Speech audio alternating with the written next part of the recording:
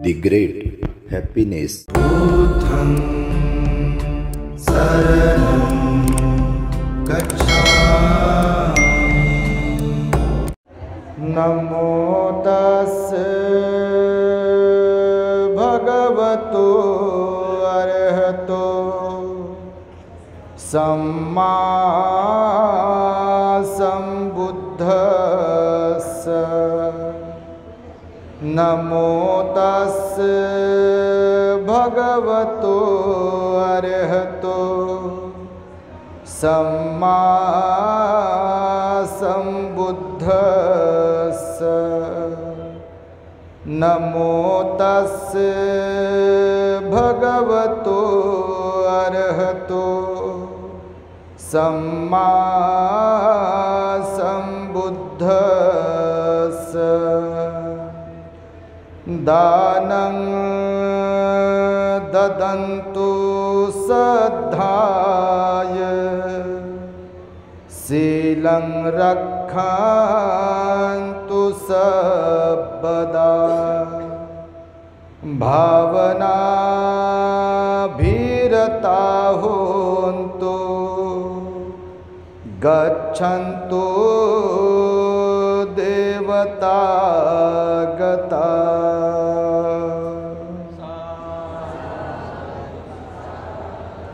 संपूर्ण विश्वाला ज्यांनी सुख शांती मानवता तथा दुःख मुक्तीचा आर्य संदेश दिला, असे ते दुःख मुक्तीचे मार्गदाता दुःख मुक्त महामानव महान कारुणिक तथागत भगवान सम्यक संबुद्ध तथागतांनी आपल्या शुद्ध प्रज्ञेतून निर्मिलेला सद्धम्म आणि त्यात सद्धम्माचा गेली 2500 वर्षांपासून सातत्याने अहोरात्र प्रचार आणि प्रसार करणारा पूजनीय भिक्खू संघ, ज्यांच्या महान आणि असीम त्याग प्रभावामुळे आपल्याला जो हा अनमोल असा बुद्ध धम्म लाभला आणि ज्यांच्यामुळे आपल्याला हे एवढे मोठे वैभव प्राप्त झाले, असे महान युग प्रवर्तक भारतीय राज्यघटनेचे शिल्पकार परमपूज्य बोधिसत्व डॉक्टर बाबासाहेब आंबेडकर या महान अशा रत्नांना प्रथमतः त्रिवार अभिवादन करून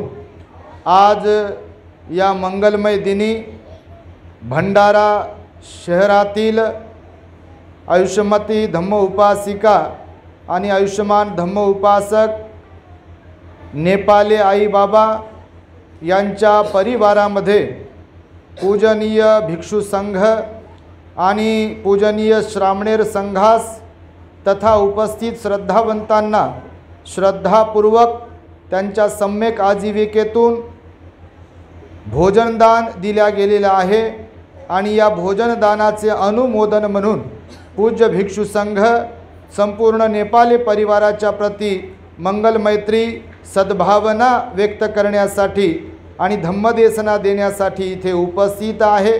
तेव्हा या मंगलमय प्रसंगी उपस्थित असलेले ज्यांनी आताच आपणा सुंदर अशी धम्मदेशना देऊन उपकृत केले आहे, असे आमचे धम्मबंधू प्युरिटी ऑफ माइंड या यूट्यूब चॅनलचे संचालक भिक्खू धम्मबोधीजी थेरो, त्याचप्रमाणे सर्च रिसर्च या यूट्यूब चॅनलचे संचालक आमचे धम्मबंधू पूजनीय भिक्खू एन धम्मानंदजी थेरो, ज्यांच्यामुळे आम्ही या भंडारा परिसरामध्ये प्रथमच आलो, ज्या निमित्त आहेत आणि ज्यांच्या माध्यमातून हे श्रामणेर शिबिर इथे आयोजित केलेलं आहे, ज्यांनी प्रचंड परिश्रम या शिबिरासाठी घेतलेले आहेत, त्या श्रामणेर शिबिराच्या आयोजिका संयोजिका पूजनीय आर्या धम्म सुमनाजी आणि सर्वच श्रामणेर संघ तथा श्रद्धावान उपासक उपासिका बालक तथा बालिकांनो, सर्वप्रथम तुम्हा सर्वांच्या प्रती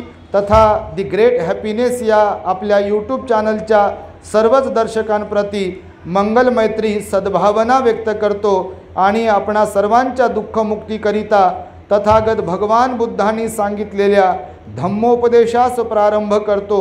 आपण सर्वांनी शांत एकाग्र आणि श्रद्धायुक्त चित्ताद्वारे या अनमोल बुद्धवाणीला आपल्या हित सुखाकरिता श्रवण करावे, ग्रहण करावे। भंडारा शहरातील खरं तर हे आमचं पहिलं भोजन आहे नेपाली आई बाबांकडे. तुम्ही खरंच पुण्यवान आहात. म्हणजे आम्ही व्यक्तिगत मी या परिसरात पहिल्यांदाच आलो. नागपुरात अनेकदा येतो आम्ही, नागपूरपर्यंत, चंद्रपूरला पण आलो, परंतु या परिसरात पहिल्यांदाच आलो. आर्याजींनी आम्हाला बोलावलं, खूप आग्रह केला होता श्रामणेर शिबिरासाठी आम्ही यावे म्हणून.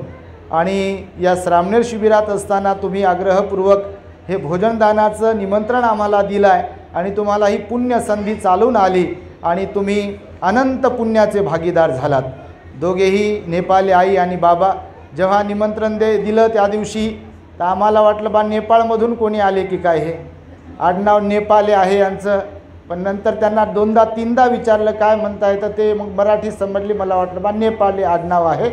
तर आता भंतेजींनी सुंदर अशी आपणास धम्मदेशना दिली बघा दानावरती. भगवान बुद्धांनी दानाला 10 पुण्य गुणांपैकी एक पुण्यगुण सांगितला आहे. दान पुण्य. दानाला पुण्य शब्द जोडलेला आहे बघा. दान पुण्य.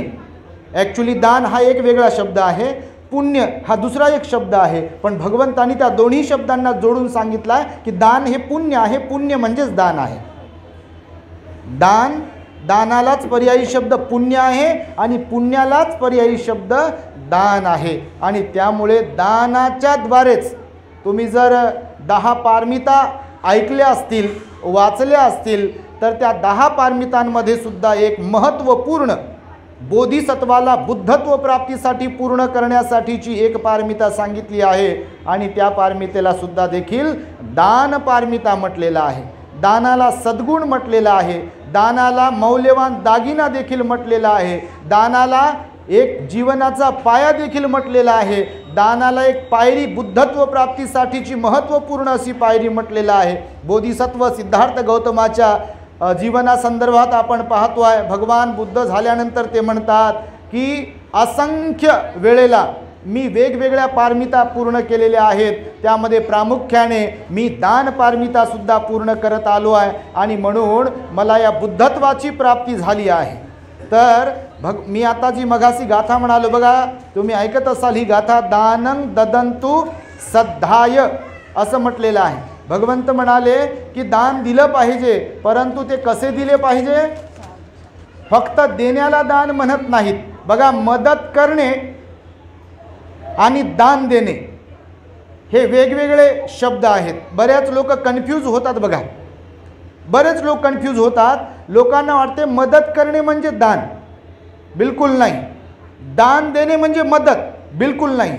तर मदत करणे वेगळं आहे आणि दान देणे वेगळं आहे. आपल्या दी ग्रेट हॅपीनेस या यूट्यूब चॅनलवरती आम्ही 10 पारमिता बघा वर्षावासामध्ये शिकवल्या आहे. त्यामध्ये दान पारमिता शिकवत असताना ह्याचा विस्तार केलेला आहे आम्ही की मदत करणे त्याला दान म्हणत नाहीत, तर दान देण्यालाच दान म्हणतात. कारण भगवंतांनी दानाची व्याख्या सांगताना म्हटलेलं आहे की श्रद्धेनं जे दिल्या जाते, ज्याला पर्यायी शब्द त्याग म्हटलेला आहे. पण त्यांनी आता तुम्हाला सांगितलं बघा, ज्यामध्ये त्याग भावना आहे, सोडून देणे.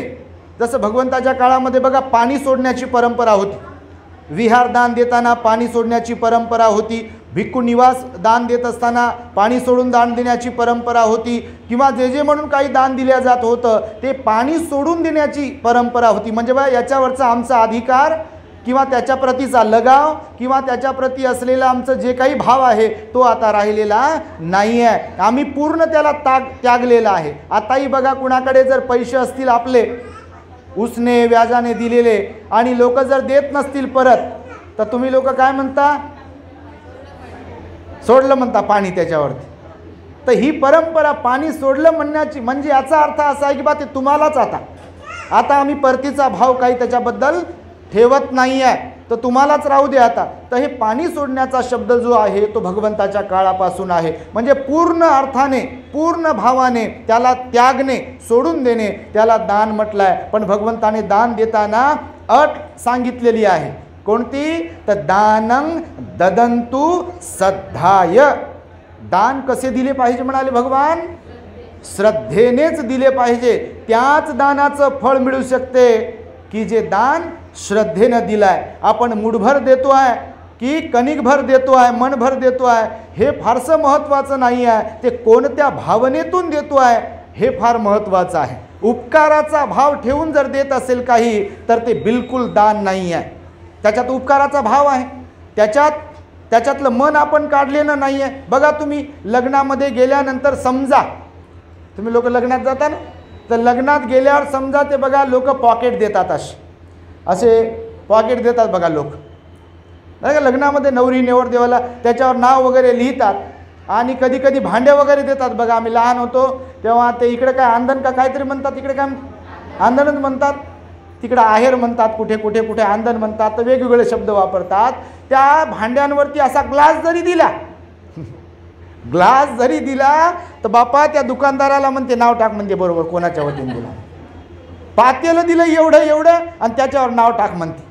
बरं झालं कब्बसीवर नाव टाकायला सांगितलं नाही, तर असं कशावरही नाव टाक म्हणते. तिथे गेल्यावर ते जे लिहून घेणारं असते भांडे बिंडे आहेर काय जे म्हणतात आंधण वगैरे, तर त्याला सांगते हे सांग म्हणते पुन्हा. आणि ते सांगितलं नाही की असं बारीक तोंड करते, म्हणते आम्ही काय दिलं नाही का, म्हणते सांगितलंच नाही, आमचं नावच घेतलं नाही म्हणते. तर दान देत असताना भगवान बुद्ध म्हणाले त्याच्यात स्वार्थ, त्याच्यात मीपणा, त्याच्यात अहंकार किंवा मी दिलाय असा कोणताही भाव नसताना, अर्थातच निस्वार्थपणे जे दिल्या जाते, ज्यामध्ये पुण्य पारमी करण्याचा भाव असतो त्याला दान म्हटलेलं आहे. आणि ते श्रद्धेनं दिल्या जात असेल तर त्याला दान म्हटलेलं आहे. म्हणून भगवान बुद्धाच्या जीवनामध्ये बघा तुम्ही जर प्रसंग पाहिले तर असंख्य लोक श्रद्धावंत होऊन गेले की ज्यांनी बघा प्रचंड प्रमाणात दान दिलं. आपली विशाखा मिगार माता रोज 2,500 भिक्खूंना अत्यंत श्रद्धापूर्वक स्वतःच्या हाताने बनवून, स्वतःच्या हाताने प्रेमाने, जशी आई आपल्या मुलाला आग्रह करून वाढते तशा प्रकारे भोजनदान वाढत होती. हे बौद्ध साहित्यात वर्णन आलेलं आहे बघा. अनाथ पिंडक श्रेष्ठी होता, सावकार होता तो, परंतु तो नोकरांकडून वाढत नव्हता, तर तो आपल्या स्वतःच्या हाताने भिक्षूंना आग्रहपूर्वक प्रेमाने वाढत होता. तोही महान पुण्यवान होता. 2-2 वेळा विहारांमध्ये जायचे. या दोघांच्याच बाबतीत नाही तर असे कितीतरी लोक झाले त्या काळामध्ये की ते अत्यंत श्रद्धापूर्वक बौद्ध धम्माच्या प्रचार प्रसारासाठी भिक्षू संघाला, भगवंताला दान देत होते. आताच्याही काळामध्ये म्हणजे भगवंताच्या नंतर जरी पाहिलं तर अनेक राजे लोक इथे जन्मास आले, अनेक उपासकांच्या फॅमिलीज इथे जन्माला आल्या की ज्यांनी बुद्ध शासनाच्या वृद्धीकरिता आपलं तन मन धन कुर्बान केलेलं आहे, आपला वेळ दिलेला आहे, आपला पैसा खर्च केलेला आहे, आपल्याकडे जे जे म्हणून काही आहे ते दिलेलं आहे. बाबासाहेबांनी संपूर्ण जीवन आपल्याला दान दिलं बघा. जीवन म्हणजे वेळ तर दिला, ज्ञान तर दिलं, परंतु सर्वश्रेष्ठ असं बुद्ध धम्माचं दान दिलं बाबासाहेबांनी आपल्याला. इथल्या लाखो करोडो लोकांना ज्यांच्याकडे धर्म नव्हता, ज्यांना दान माहीत नव्हतं, ज्यांना सील माहीत नव्हतं, ज्यांना ध्यान माहीत नव्हतं, ज्यांना वंदन करणे माहीत नव्हतं, ज्यांना बुद्ध माहीत नव्हतं, ज्यांना काहीच माहिती नव्हतं, कुशल मार्ग माहिती नव्हता, अशा लोकांना बाबासाहेबांनी बुद्ध देऊन अनंत उपकार केले त्या बाबासाहेबांनी. आणि त्यामुळे आपल्या जीवनामध्ये आपण पुण्यकर्माला, दानाला महत्त्व दिलं पाहिजे. एकदा बघा मी शॉर्टमध्ये सांगतोय, एकदा भगवान बुद्ध बघा श्रावस्तीमध्ये राहत होते तर राजगृहाचा एक उपासक भगवंताकडे आला होता. म्हणजे पुण्याचं कसं फळ मिळते ह्या संदर्भामध्ये भगवंताच्या काळामध्ये घडलेली घटना, छोटासा उपदेश.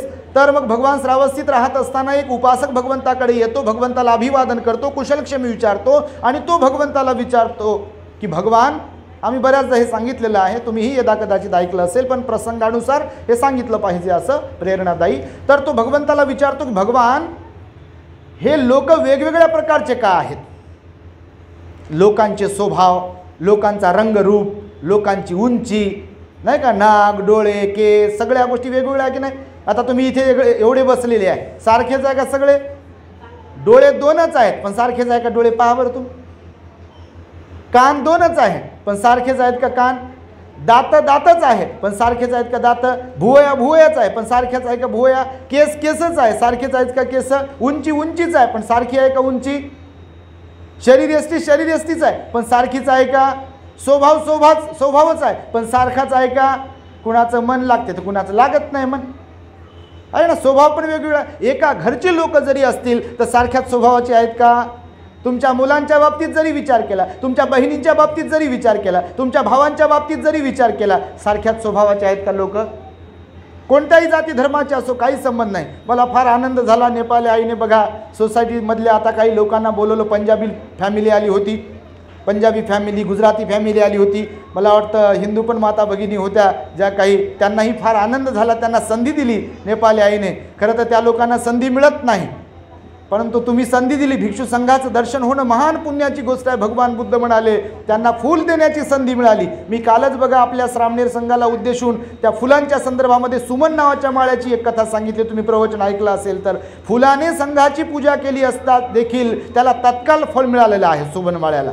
म्हणजे फूल देऊन ही पूजा जी केली जाते त्याचंही फळ आहे, कारण त्याच्यात रिस्पेक्ट आहे, त्याच्यात श्रद्धा आहे, त्याच्यात आदर आहे, त्याच्यात प्रेम आहे, त्याच्यात भक्तिभाव आहे. आणि त्यामुळे आईने त्यांना पण संधी दिली. आम्हाला फार आनंद झाला. आपल्या लोकांना नेहमी सांगतो, इतर लोकांना सुद्धा सामावून घेतलं पाहिजे, इतर लोकांना सुद्धा संधी दिली पाहिजे, त्यांना सुद्धा संघाचं दर्शन करून घेतलं पाहिजे आपण. आणि म्हणून मग तो उपासक जो असतो भगवंताला विचारतो, भगवान हे वैविध्यपूर्णता का आहे लोकांमध्ये, स्वभावाच्या बाबतीत, दिसण्याच्या बाबतीत.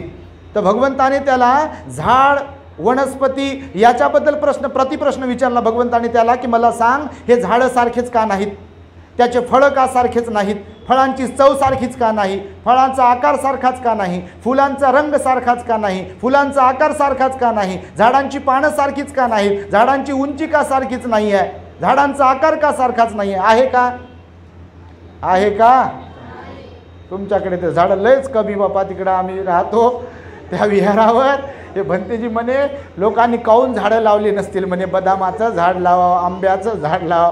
मी म्हटलं वातावरणानुसार इकडे येतच नसेल, काही काही भागात काही काही झाडं येतात, काही काही भागात झाडच येत नसतील. आता इकडचे लोक झाडं लावतात का नाही की ते माहिती नाही. बऱ्याच लोकांना आम्ही आवाहन करतो नेहमी दरवर्षी. आता बघा पावसाळ्याच्या पूर्वी आता आंबे खाल्ल्यावर बिया आपण सांभाळून ठेवल्या पाहिजे, आंब्याच्या कोई, कारण झाडं लावले पाहिजे. झाडाच्या ऑक्सिजनमुळे आपण जिवंत असतो, आपल्याला फुल फ्रीमध्ये ऑक्सिजन झाडं देतात नाही का. म्हणून प्रत्येकाने जीवनामध्ये झाडं लावले पाहिजे, नेहमी झाडं लावले पाहिजे. कुठेही लावा, सरकारी जमिनीत लावा का कोणा मित्रमैत्रिणीच्या शेतीत जाऊन लावा, पण झाडं लावले पाहिजे. झाडं पण खूप आवश्यक आहे. आणि म्हणून मग भगवंताने त्याला झाडाझुडपांचं उदाहरण दिलं की याच्यामध्ये सुद्धा साम्य नाही आहे, वैविध्यता आहे. आंब्याचं झाड वेगळंच आहे, बोरीचं झाड वेगळंच आहे, पेरूचं झाड वेगळंच आहे, बदामाचं झाड वेगळंच आहे, जाई जुई गुलाबांचं पण झाड वेगळंच आहे, त्याचे फुलं वेगळेच, रंग वेगळा, चव वेगळी, गंध वेगळा. आहे का साम्य? बघा तुम्ही हे फुलं इथं ठेवलेले आहे. गुलाबाचं फूल, त्याचा रंग वेगळा, त्याचा आकार वेगळा आणि त्याचा गंधही वेगळा आहे. हे झेंडूसारखं काहीतरी दिसते, याला काय म्हणतात तर त्याचं फूल वेगळं आहे, त्याचा गंध वेगळा, त्याचा रंग वेगळा, त्याचा आकार वेगळा आहे. तुम्ही काहीही पहा, हे इथे फुलं लावले त्या पुष्पगुच्छामध्ये, हे वेगवेगळ्या आकाराचे फुलं आहेत, वेगवेगळ्या रंगाचे फुलं आहेत. हे पानं जर म्हणाल तर तुम्ही पानं पण वेगवेगळे आहेत. तर भगवंताला त्याने म्हणजे प्रश्न विचारल्यावर भगवंताने त्याला प्रतिप्रश्न विचारला असा, तर तो म्हणाला की हा बीजाचा परिणाम आहे. कशाचा परिणाम आहे? झाडं वेगळे असण्याचा, फळं वेगळे असण्याचा, त्याचा गंध आणि चव वेगळी असण्याचा परिणाम कशाचा आहे म्हणाला तो? बीजाचा परिणाम आहे. कोय आंब्याची वेगळी आहे, त्याच्यातही जाती वेगवेगळ्या आहे नाही का. बदाम वेगळा, त्याचं बीज वेगवेगळं आहे भगवान, आणि त्यामुळे वैविध्यता आहे. तर भगवान म्हणतात की जसं वनस्पतींसाठी, झाडाझुडपांसाठी बीज कारणीभूत ठरते त्याच्या वेगळेपणाला, तसंच मनुष्य जीवनासाठी देखील हा नियम लागू होतो. कारण जसं हे झाडं झुडपं निसर्गाचा एक घटक आहेत, तर आपण मनुष्य देखील या पृथ्वीवरती जीवन जगतोय आणि आपण सुद्धा निसर्गाचाच एक घटक आहोत. कारण झाडाझुडपांमध्ये सुद्धा जीव असतो की नाही? सजीव असतात की निर्जीव असतात? झाडं झुडपं सजीव असतात की निर्जीव असतात? सजीव असतात. आपण सजीव असतो की निर्जीव? आपण हे सजीवच आहे नाही का. आणि म्हणून तेही निसर्गाचा एक घटक आहेत, आपणही निसर्गाचा एक घटक आहोत. आणि त्यामुळे भगवान म्हणाले कर्म बीजाचा परिणाम आहे. म्हणून इथे प्रत्येकाचा स्वभाव वेगवेगळा आहे. कोणी धार्मिक तर कोणी अधार्मिक, कोणी दानी तर कोणी कंजूस आहे, कोणी सुस्वभावी तर कोणी खुंखार आहे, कोणी रागीट आहे तर कोणी प्रेमळ आहे, कोणी समजदार आहे तर कोणी बिलकुल म्हणते मला काही सांगू नका, म्हणते मला शिकू नका म्हणते, असं पण आहे नाही का. वेगवेगळा स्वभाव आहे बघा. लोक रोज बघा आमच्याकडे बोलतात, सांगतात, भंतेजी काय करावं म्हणतात, रडतात. तर या सगळ्या गोष्टींवरती बघा काही काही लोक समोरच्याला समजूनच घेत नाही. ते लाख समजून घेण्याचा प्रयत्न करते समोरचं, आणि ती समोरची व्यक्ती समजूनच घेत नाही. जाय म्हणते तुला काय करायचं ते कर म्हणते. बघा असं तुमच्या जीवनात कोणाच्या घडत असेल, घडू नये असं, पण बऱ्याच लोकांच्या जीवनात घडते बघा. नवरा बायकोच्या बाबतीत लय घडते असं.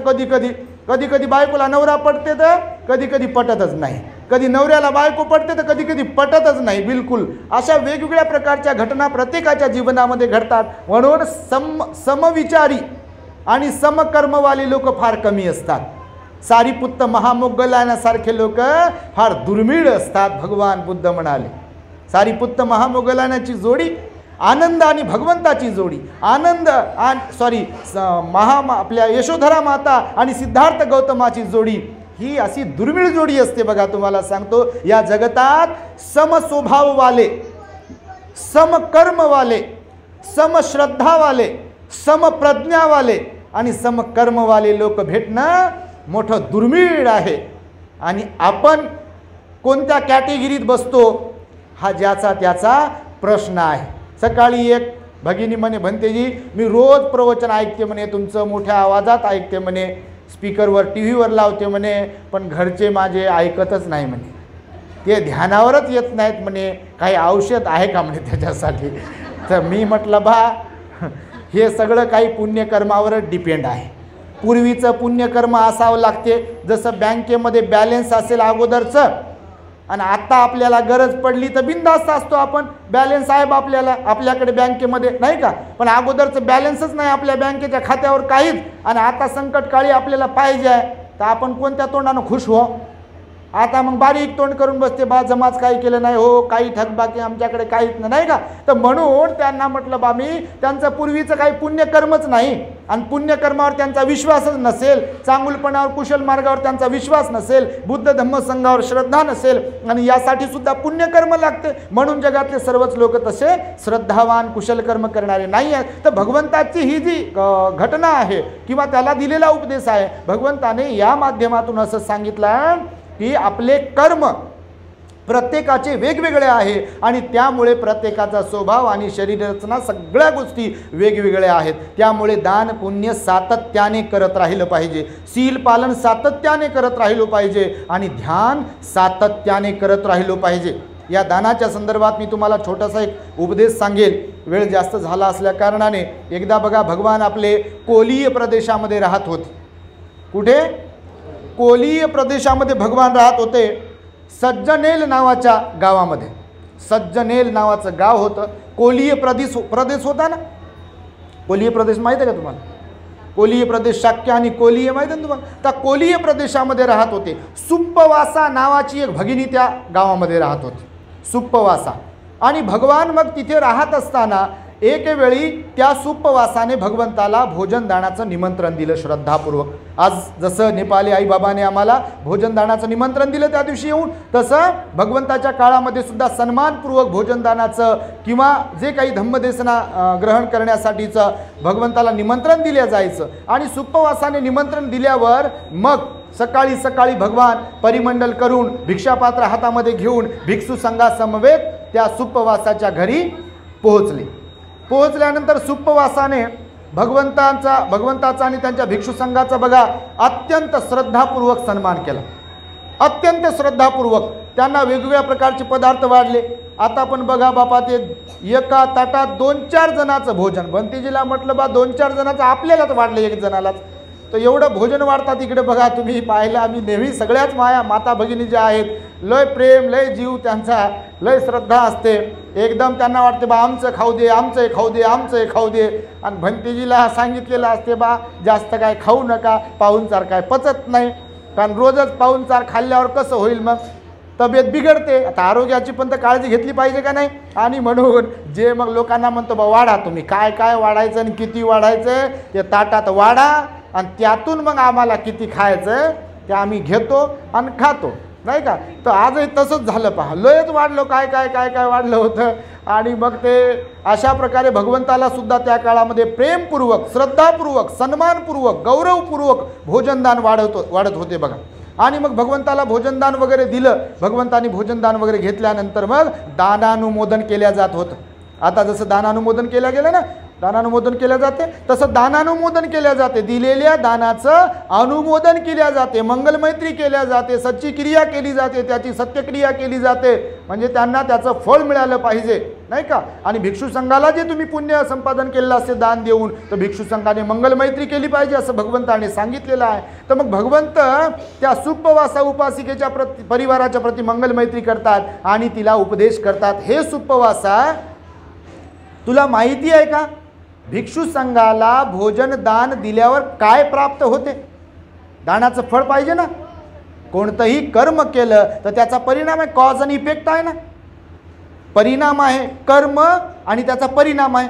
कोणत्याही गोष्टीचा बघा, पेरलं तरच उगवते, आपोआप उगवत नाही. आता तुम्ही इकडे कोणती शेती करता? भाताची, धानाची शेती करता. पाऊस आला भरपूर आणि धान टाकलंच नाही, कोणासमोर तरी विनंती केली, लयच बापा कोणाला मानतो तर इकडं. आता इकडं कोणाला मानतात माहीत नाही आम्हाला, पण समजा कोणाला मानतो तर त्याच्या पुढे गेले, माथा टेकला, तुझ्यासाठी हे करील, तुझ्यासाठी ते करील म्हणू म्हणू म्हणू म्हणू, आणि माझ्या शेतीमध्ये ऑटोमॅटिकल धान पडू दे, ऑटोमॅटिक धान पडू दे, त्याला धान लागू दे, चांगलं माझ्या घरी ऑटोमॅटिक येऊ दे, आणि मी तुला हे देतो मी तुला ते देतो. समजा जर कोणी असं म्हटलं कोणत्याही जाती धर्माच्या माणसाने, तर होते का असं? ऑटोमॅटिक होईल का काही? होत नाही. म्हणून भगवंताने सांगितलं मग की दान केलं तर त्याचं वेगळं फळ आहे, सील पालन केलं तर त्याचं वेगळं फळ आहे, ध्यान केलं तर त्याचं वेगळं फळ आहे. प्रत्येक कर्माचा इफेक्ट वेगवेगळा आहे. जसं चपाती वेगळी, नाही का, नाचणीची भाकरी वेगळी, ज्वारीची भाकरी वेगळी, अजून बाजरीची भाकरी वेगळी, वेगवेगळ्या प्रकारच्या भाकरी असतात, वेगवेगळ्या प्रकारच्या भाज्या असतात. तसं कर्माचं सुद्धा आहे, वेगवेगळ्या कर्माचं वेगवेगळं फळ आहे. आणि त्यामुळे भगवंताने सांगितलं की तुला माहिती आहे का की दान पुण्याचं काय फळ मिळते भिक्षू संघाला दिल्यावर? तेव्हा भगवान बुद्ध म्हणाले, ती म्हणाली की भगवान मला ह्याबद्दल माहिती नाही आहे, आपण जर उपकृत केलं तर फार माझ्यावरती अनंत उपकार होतील आपले. तर भगवान म्हणाले की हे सुप्पवासा, जेव्हा कधी एखादी भगिनी, एखादा उपासक, एखादा परिवार अत्यंत श्रद्धापूर्वक, संकल्पपूर्वक, दान संकल्पपूर्वक पण द्यायचं असते, तर जो कोणी उपासक उपासिका श्रद्धापूर्वक संकल्पपूर्वक दान देते, तर त्या तशा श्रद्धावंतांना 4 गोष्टींचा लाभ होत असतो. त्यांनी दिलेल्या दानाचा ज्यांना दिल्या जाते त्यांना पण 4 प्रकारे लाभ होतो, आणि भिक्षू संघाला दान दिलंय म्हणून देणाऱ्यांना सुद्धा 4 प्रकारचा लाभ होतो. आणि मग भगवान म्हणतात तो कोणता लाभ आहे? तर आयु वन्नं सुखं बलं. किती झाले? आयु वन्न सुख बल, ह्या 4 गोष्टींचा लाभ होतो दान दात्यांना पण आणि दान घेणाऱ्यांना पण. 4 गोष्टी लाभतात. आयुष्य लाभते आता, नाही तर नंतर. भगवंताच्या कर्माचे परिणाम वेगवेगळे सांगितलेले आहेत. कर्मसिद्धांतावर आम्ही बोलणार आहे सखोल एक दिवस. परंतु भगवान बुद्ध म्हणाले काही कर्माचं फळ तात्काळ आहे तर काही कर्माचं फळ उशिरा आहे. बघा, बरेच लोक असं म्हणतात की आम्ही तर हे करतो, आम्ही तर ते करतो, आणि आमच्या वाट्याला असं का? तर भगवंतानं म्हटलेलं आहे की समजा तुम्ही धान लावता, पेरता का नाही, तर धान किती दिवसाला येते? किती दिवसाला येते? आणि बदामाचं झाड लावलं, मोसंबीचे झाडं लावले, तर ते किती दिवसाला येतील? जेवढ्या पिरियडमध्ये धान येते तेवढ्याच पिरियडमध्ये येते का ते? आंबा लावला, धानासोबत धान पण लावलं आणि आंब्याचे झाडे पण लावले, तर एकदाच येते का फळ? येईल का? तर असं गणित आहे मग बघा, नाही का. कोणाकोणाची उंची अशी भरभर वाढते बघा लेकरांची, आणि काही काहीची उंची वाढता वाढेना, त्याला लय कोणकोणतं औषधं देऊ देऊ परेशान, ती उंचीच वाढेना.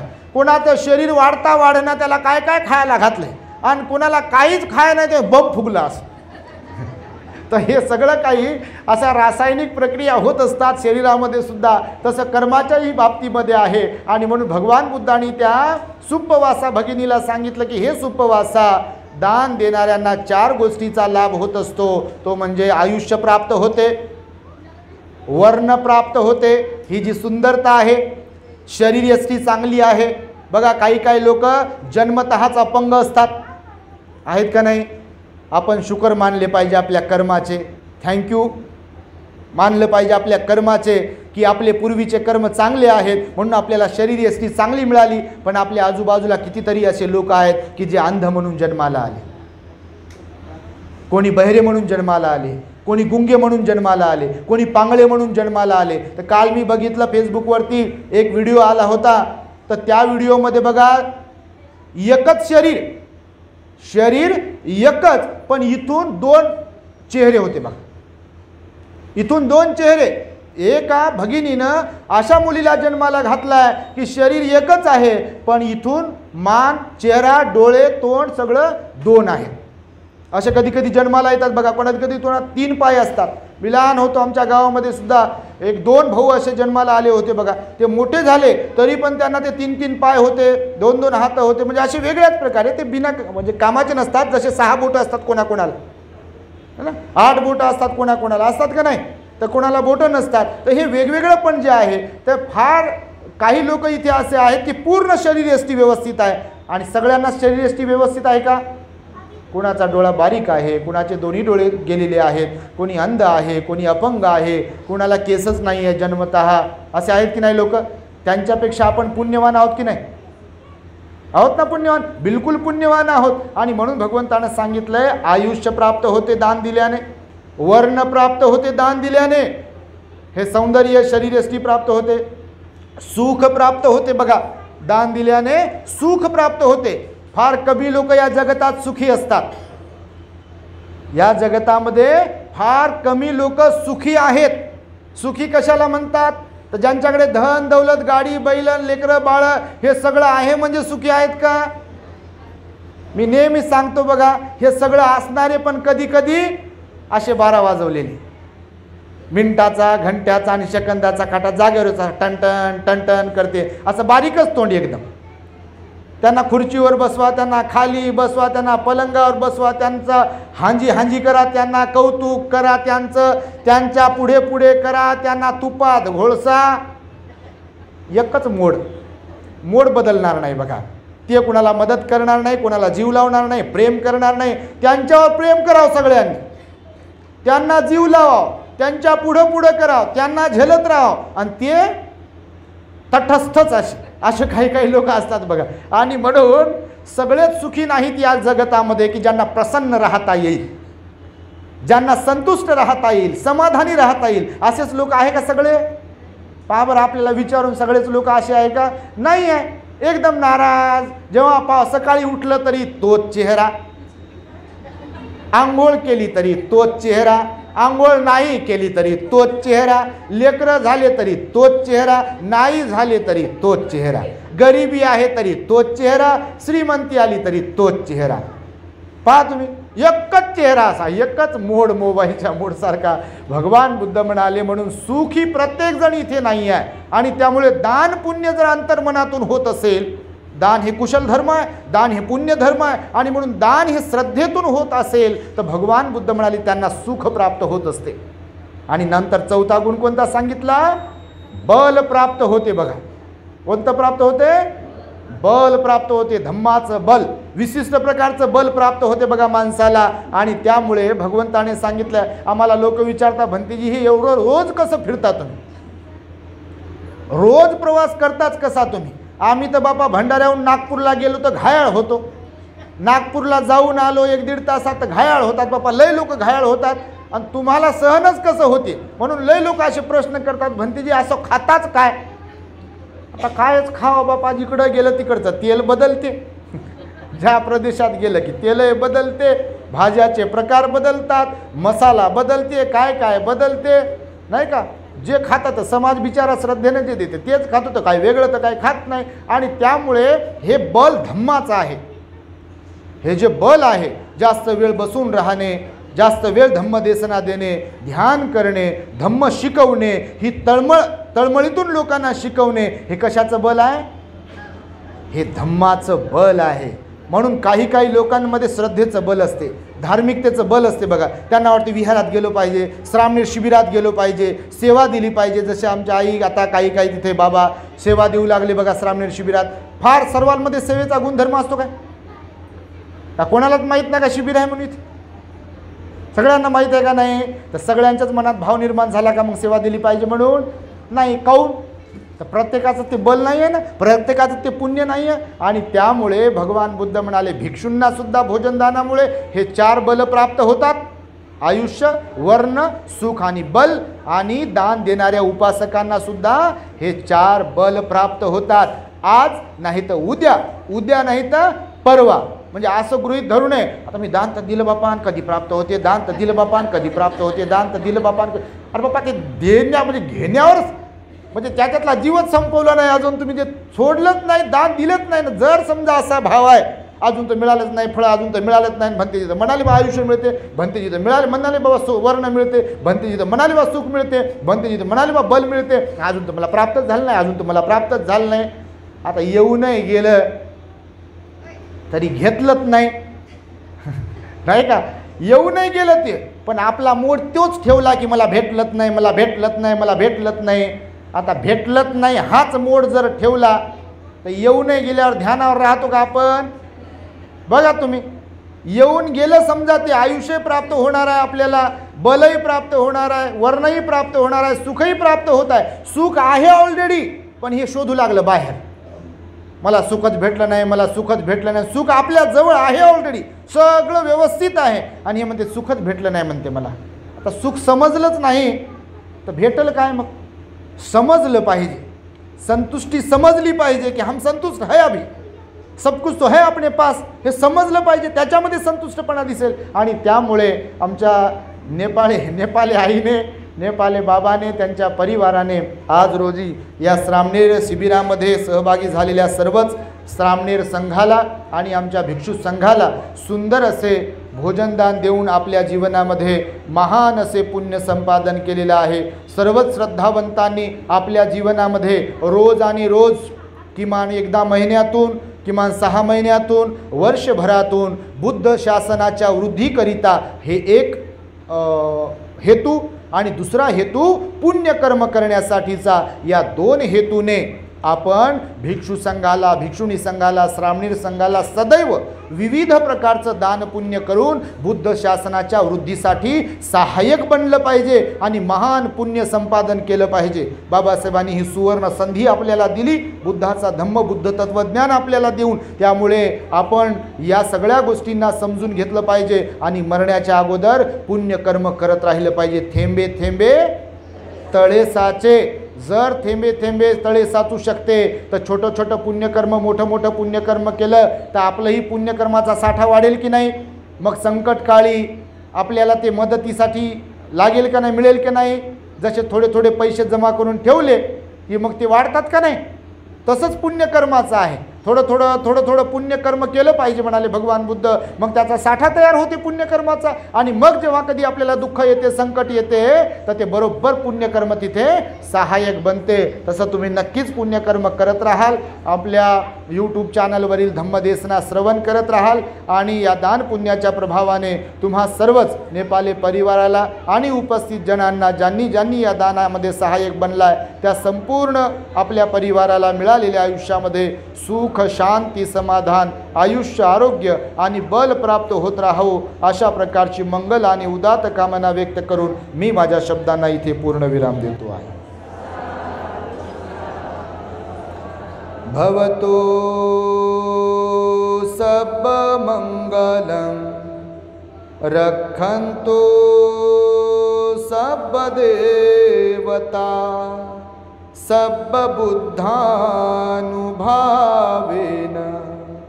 सदा सोथी भवन्तु ते. भवतु सर्वमङ्गलं रक्षन्तु सर्वदेवता सर्वधर्मानुभावेन सदा सोथी भवन्तु ते. भवतु सर्वमङ्गलं रक्षन्तु सर्वदेवता सर्वसङ्घानुभावेन सदा सोथी भवन्तु ते.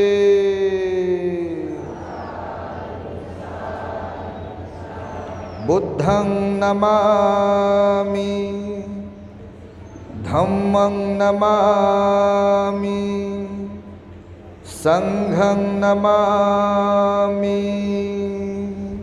The great happiness. बुद्धं शरणं गच्छामि,